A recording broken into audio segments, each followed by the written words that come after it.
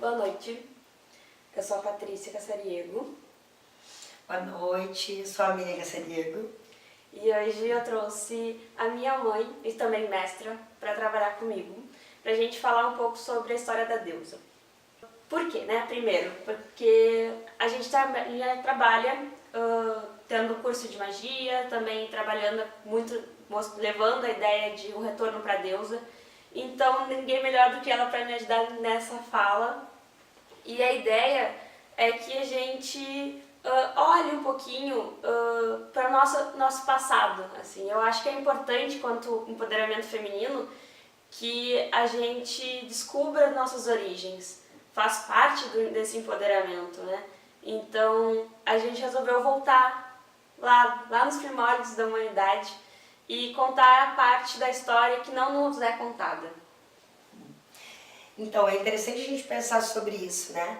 A gente vive um momento, né, da mulher contemporânea que a gente luta, a gente tenta, né, a cada dia, com o nosso posicionamento, tanto na sagralidade quanto na sociedade de maneira geral, encontrar o nosso espaço, o nosso lugar, né? Mas eu me pergunto então, né, talvez a gente possa pensar sobre isso, como encontrar o nosso lugar, como nos posicionarmos, né, enquanto seres humanos, mulheres, né, se pouco a gente sabe da verdade sobre a nossa história, né? O que será que você que está aí nos assistindo sabe sobre essa verdade? Qual é a verdade do feminino? Será que tudo que a gente aprendeu nos livros de histórias, será que o que aparece nos filmes, né? Será que o que as religiões judaico-cristãs nos trouxeram sobre o papel da mulher, né? Qual é o nosso lugar na sociedade, qual é o nosso lugar na família, qual é o nosso lugar na espiritualidade? Será que isso tudo é realmente quem nós somos? Será que isso tudo realmente nos representa? Né? Por quem foi contar essas histórias? Né? Quem escreveu essa história? Foram mulheres falando de mulheres? Ou será que foram homens falando de mulheres? Sim, a ideia, tudo que nos é contado foi nos contado a partir de um patriarcado, né? Então já foi mudado tudo a ideia, né? Tudo que a gente viveu, assim. Diz que a gente foi feito para ser submissa e ser inferior ao homem. Então vai vir desde a ideia, né, que conta na Bíblia, da ideia de Eva e Adão, de que a mulher é sempre feita para agradar o homem. Então desde lá tem essa ideia. A gente possa buscar a nossa essência. O convite é esse, né?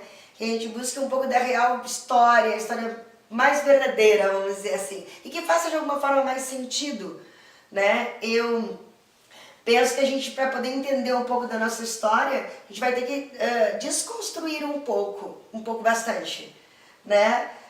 Do que nos foi ensinado, do que está nos livros de histórias, do que o patriarcado nos trouxe, dessa visão única e absoluta, né? Da visão, né, judaico-cristã. E a gente vai tentar entender o ser humano na sua essência, né? Antes de se pensar homem, mulher, mas ser humano, assim.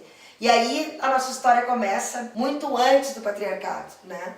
Se a gente parar para pensar em energia mesmo, né? Tudo que existe, né? A gente gera uma vida através da energia masculina e feminina em comunhão. Então, seria natural que tudo fosse essa união, né? É natural que tenha um Deus, mas é natural que tenha uma deusa. Tudo, né? Os animais, as plantas, para que haja vida, né? É preciso essa comunhão, é preciso essa união, né? E é interessante falar em comunhão e união para talvez também voltar lá atrás dos primórdios da humanidade e a gente entender, será que sempre houve esse divórcio? Né?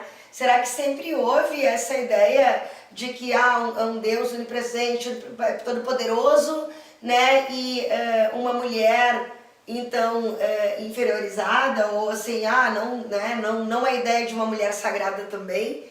Se a gente pensa na natureza, é natural que a gente precise de ambos para existir. A vida é gerada a partir de comunhão, de união e não de separação, né? Se para tudo que existe na vida precisa de a energia yin e yang, é preciso a comunhão, é preciso um homem e uma mulher, é preciso um macho e uma fêmea, né? E que a união disso vai gerar uma nova vida, também na sagralidade, também na espiritualidade, né? Seria natural pensarmos, né, em divindades femininas, né, em divindades masculinas.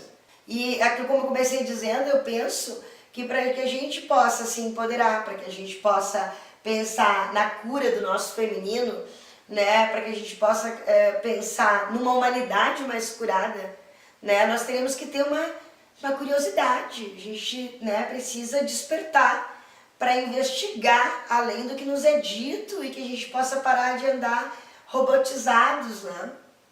E o que é pior, né, nós fomos doutrinados, robotizados, e a gente faz isso com a próxima geração, com as nossas filhas, com as nossas netas, né? E assim é uma mentira, vamos dizer assim, né? A gente aprende a não questionar. Pode continuar, a gente aprende a não questionar, verdade. A gente aceita como... porque é mais fácil, né, aceitar o que trazem, é mais fácil não questionar, porque senão faz a gente ter que pensar e ter que mudar e ter que se desconstruir daquilo que a gente aprendeu. Né? Sim, e tem a própria opressão, né? A opressão que as mulheres passam de maneira geral, assim, que você não pode questionar, né? Sabe? Então, tem a opressão que faz com que se você questione, você vai ser massacrada, né? Então, todo mundo pelo medo do massacre, a gente vai aceitando, né, o que nos é contado sobre nós e a gente vai seguindo em frente. E quando eu comecei a fazer essa viagem, essa busca por me encontrar, né, e perceber, tipo, não pode ser assim, né? A gente tem que ter algo mais, né, quanto feminino. Olha o nosso papel na sociedade, olha o nosso papel dentro de casa, olha o nosso papel na família, olha tudo que a gente é capaz de fazer, né? Então, não, me nego à ideia de fraqueza, de submissa, inferior, né? Inferior, ou que é pior, né? Eterna pecadora e eterna culpada, né? Porque é isso que nos foi também ensinado. A mulher, né, é culpada pelo sofrimento, né? A gente pensando na visão judaico-cristã, por causa de uma mulher, né? Uma geração foi inteira amaldiçoada. Né? E o pobre homem, né, expulso do paraíso. Mas pensando nisso, a gente pensa lá no homem primitivo, né? Alguns historiadores e algumas historiadoras, né? Elas bem menos, né? Há pouco tempo que começa a ter mulheres falando sobre isso, mulheres estudando, mulheres arqueólogas, né? Mulheres historiadoras, né? Mas alguns nos fizeram olhar também para como isso começou. Vários relatos, né, que nos fazem pensar no homem primitivo que era completamente livre, né, no seu sentir, nos seus instintos, né?